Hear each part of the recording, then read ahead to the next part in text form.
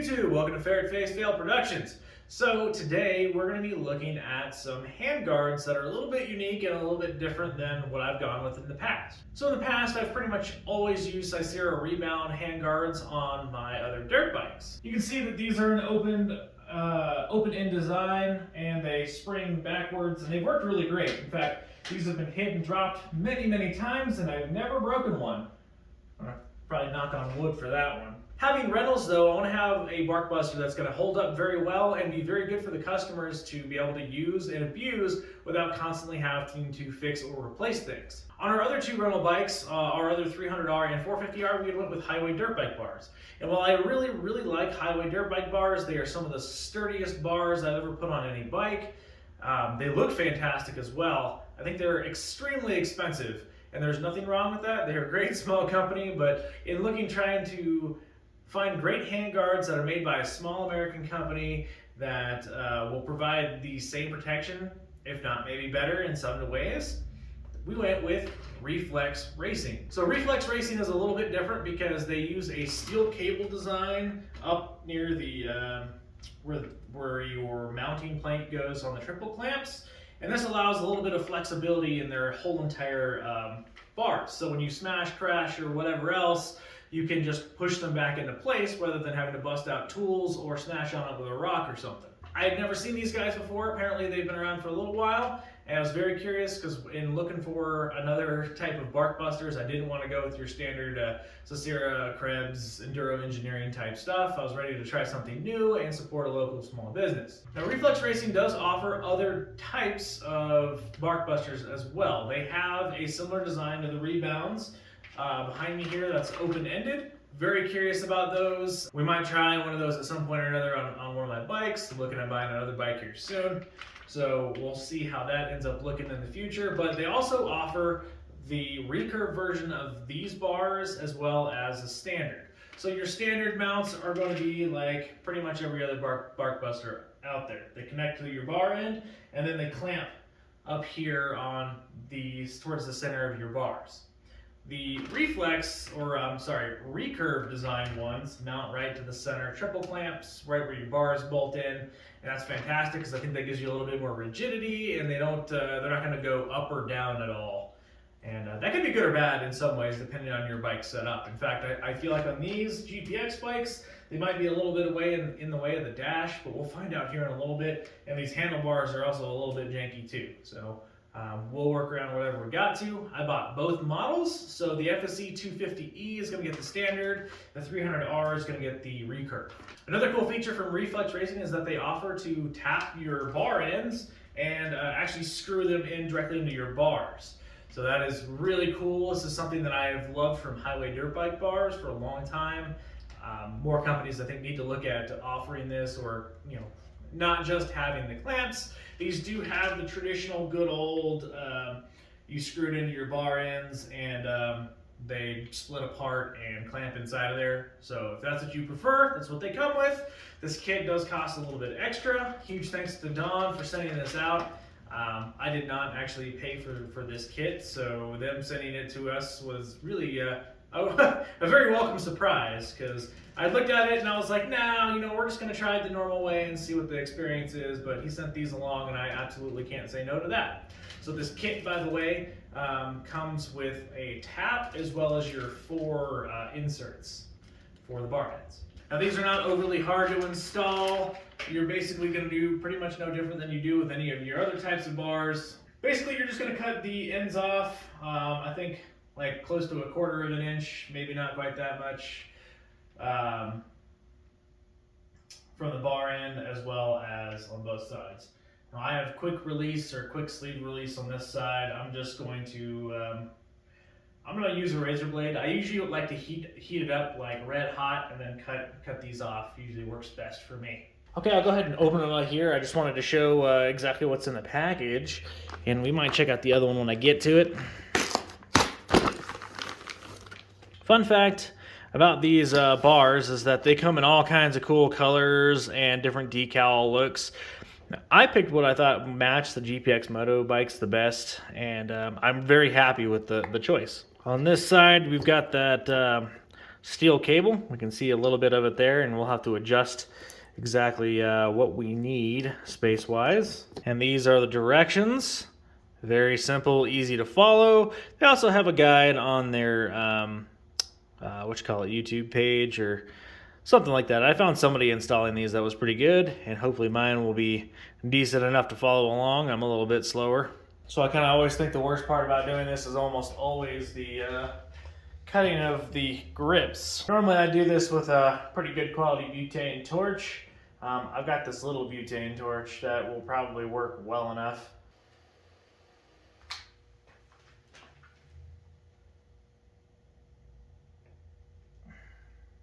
All right, I cut right through that just like butter. Of course, I don't want to cut my own damn finger off, so let's try not to do that.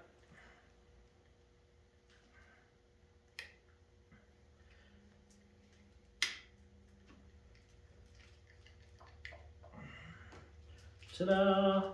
But you can see that with the blade being warmed up a little, it cuts through this plastic and rubber easily.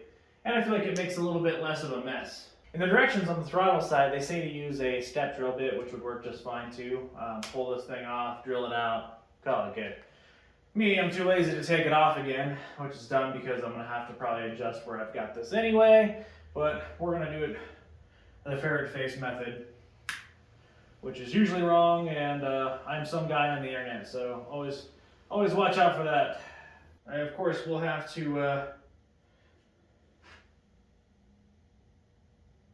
remove these crappy KTM styled hand guards. I tried to be a little bit conservative on my first cut, and then I just kind of shave it down. That was definitely not enough, but that's okay. So another trick that I used with the razor blade was doing the 3x3 airbox mod on the DRZ 400. A heated up razor blade cut through that airbox a lot better than people trying to use a Dremel, making a huge mess. So for our next part, because I got the thread kit, thank you Don, we're gonna go ahead and tap the bar ends so that the large threaded inserts will fit in there. You do have to Loctite these, and hopefully some blue Loctite will be good enough because that's about what I've got right now. But these just screw into the bars after you thread them. Now before I run a tap, I generally like to throw a little bit of lubricant on here. So I'm probably just going to use some 1040 engine oil because it's got what I've got laying around. All right, just pulled the tap out. The threads look like it's pretty good. I got to clean it all out as best I can. Might fire up my compressor here and see if I can blow blow it out, I guess, the other side or this side or something. All right, guys, there is the threaded bar ends. I've got both sides done now, so see that thread's down in there a fair bit. I don't know what it was about these bars, if it's just because they're these stock weird handlebars, but they were incredibly hard to cut. If you've got a compressor, it's a lot easier to blow them out, even with my little tiny guy right there. That is a 1 gallon Harbor Freight Fortress Ultra Quiet. Awesome little compressor for filling up tires and stuff. It weighs under 20 pounds, so it comes with me in the RV everywhere. Okay, and for the next part, we're gonna put these nice little spacers in here. So I will say, if you don't have to tap these bar ends, it probably goes a lot quicker, but I think the extra time and effort is worth it. So for this one, throw some Loctite on there. I've got some 243 thread locker, so you know, it's gonna be decent enough for what I'm doing, I think. If I have any problems, we'll come back and red Loctite it. About the best we can do. Also says in the directions to countersink these a little. These are the little ones that came with my fish spark arresters. They have quite a bit of Loctite in them, so didn't want it to go to waste.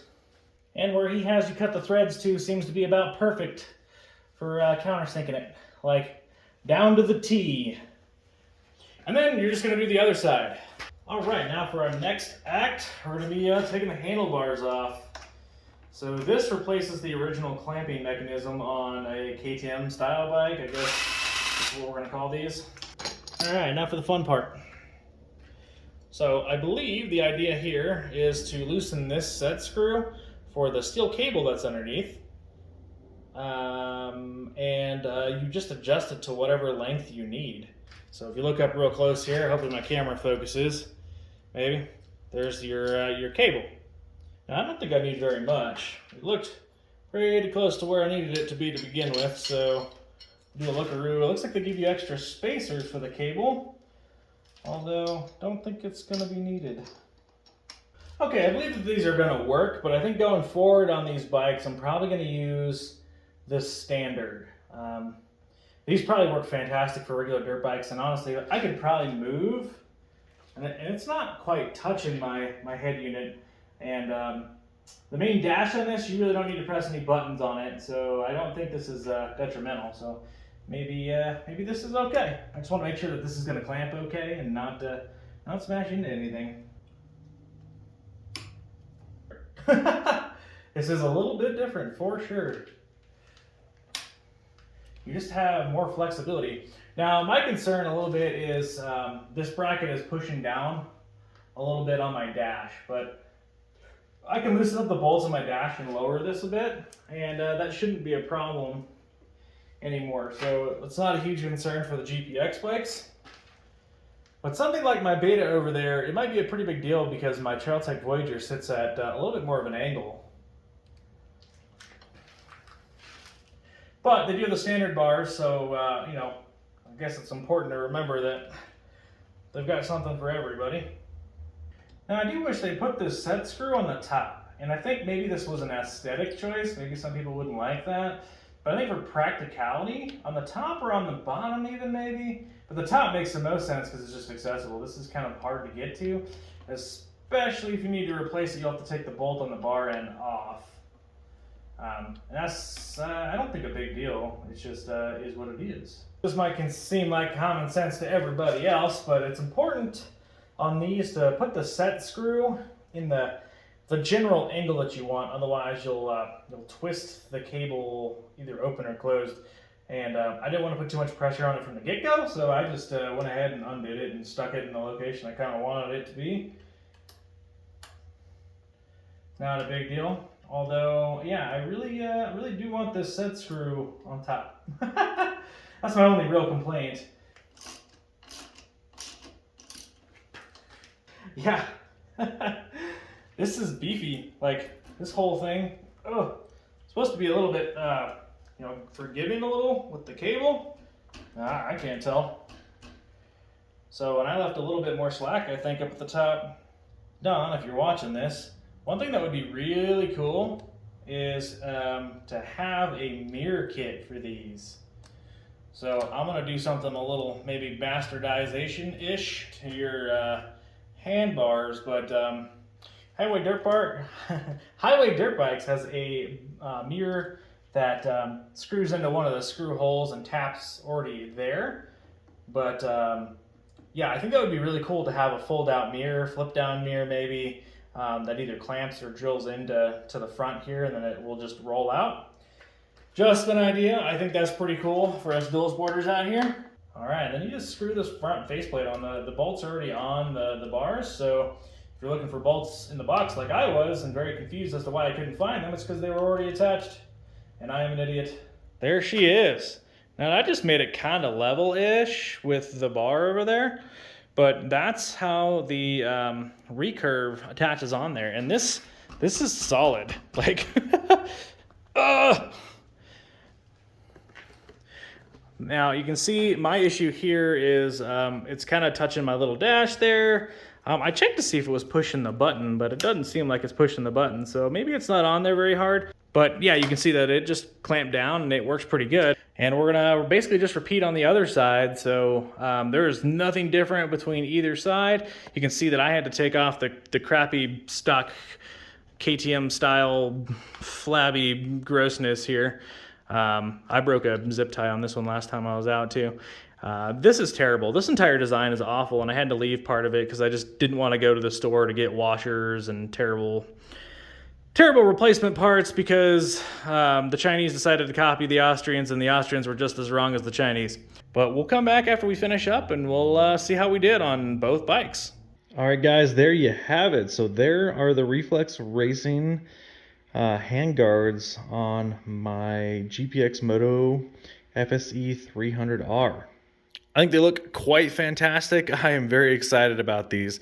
The fitment is very good, although I think with every bike you're going to have some little quirks and stuff. So these, of course, are the Recurve models that mount to the triple clamps. Since I can't read directions, I had to come back, and I just wanted to make sure everybody knows that you're supposed to put these spacers on there to cover the cable. I thought the cable kind of looked cool, so. But yeah, be sure to use these to protect the cable while you're riding, so nothing frays. All right, as you can see, like a little bit of my fitment issue here is that the left handguard is over my dash a little bit, although the button on that dash really doesn't do anything, so I'm not mad about that for the time being. I'm probably going to move the dash down and over to the right a little bit when I get some time. Also, it blocks the key, so I moved the key over to the other side here. I moved it onto the side. We'll see if we can get it in there. So I moved the key to the side. It's actually a lot more convenient to get to anyway. So I know we had to do the same for the highway dirt bike bars. But this steel cable fitment here, like this is solid. Like this isn't moving. It's not going nowhere. It's very solid. And the mounting process of putting these on, it was very simple. I mean, it was no more or less hard than any other handguards I've ever done. Okay, guys, we're on to part 2. So, the the next part to this is the regular standard handguards that they make. So these ones differ in the fact that they clamp onto the bars rather than mounting to your triple clamps.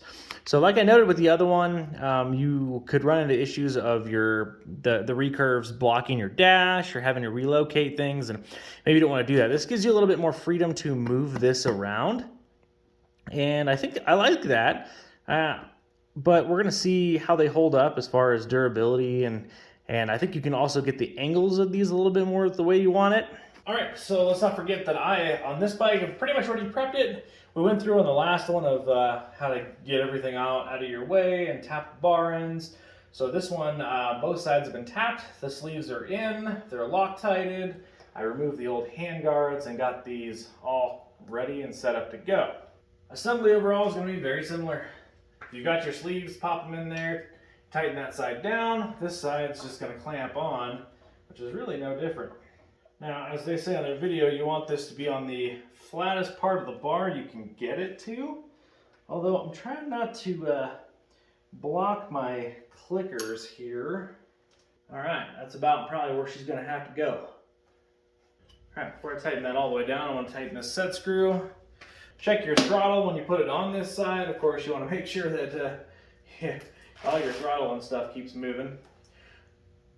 One thing I will say about the standard edition is you can definitely adjust the angle of how high or low a lot better, kind of like what I was talking about before. And that's kind of a cool feature. I feel like my other ones are sitting a little bit lower than I generally have them. Feels pretty rock solid. Like, I haven't even tightened the back down yet, so yeah. I'm a huge fan of these. We haven't even tightened that down yet. Next is the front plastic guard. Very simple. The screws are already, just like the last set, the screws are already in the handles. You just take them off and then bolt on your lovely front hand guard.